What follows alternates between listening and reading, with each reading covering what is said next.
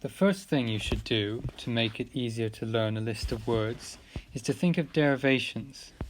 That is, a word in English or another language that comes from the Latin word.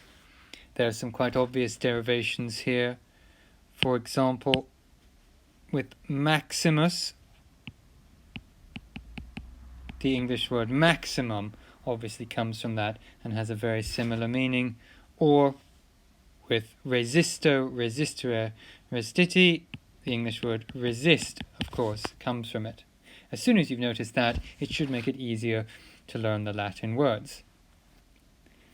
Some other examples of derivations from this list might be ferocious, from ferox, which clearly has a very similar meaning to fierce, or portal. Now, portal is in fact an Old English word for a gate, but you might be more familiar with the term from science fiction literature, a portal to another dimension, for instance.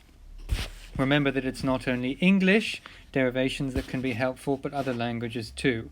For example, to help you with facilis and facile, think of the word from French, facile, which is clearly very similar and has the same meaning. Sometimes there are no clear derivation for a given Latin word, so it can be helpful to think of something else, something silly, so long as it helps you remember it. For example, for due, you might say, if your homework isn't due for a long time, that's good news. Anything that helps you learn the word, really.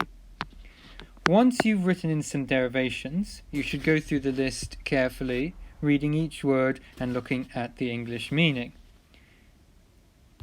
The next phase, and this is the most important thing to do for learning a list of words, is to use the cover, mark and repeat method.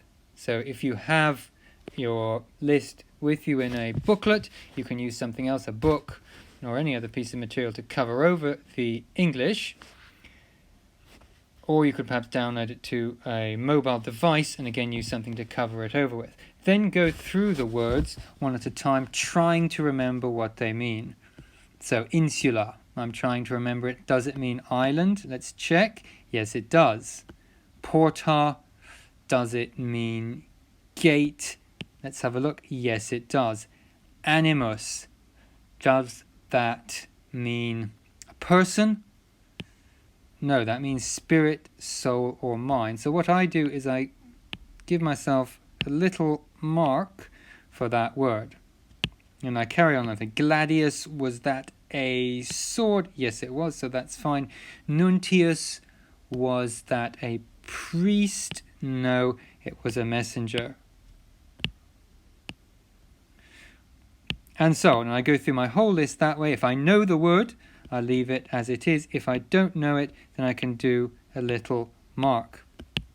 Once I've been through the whole list that way, I go back to the beginning, and because I know these words that don't have a mark, there's no need to repeat them. I should concentrate on those words which I've given a mark for. So I'm going to test myself on animus again. Was it mind, soul, or spirit? Yes, it was. So I can rub that out now because now I know it. What about nuntius? Was that a soldier?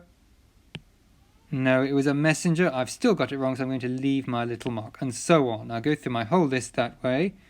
Some of the words I will have learnt by now. Some of them I will still not have learnt. Then I'll go back and I'll do it again. Nuntius, was it a messenger? Yes, it was. Facile, was that difficult? No. And I'll keep going and I'll test myself one final time until I have got all of the words.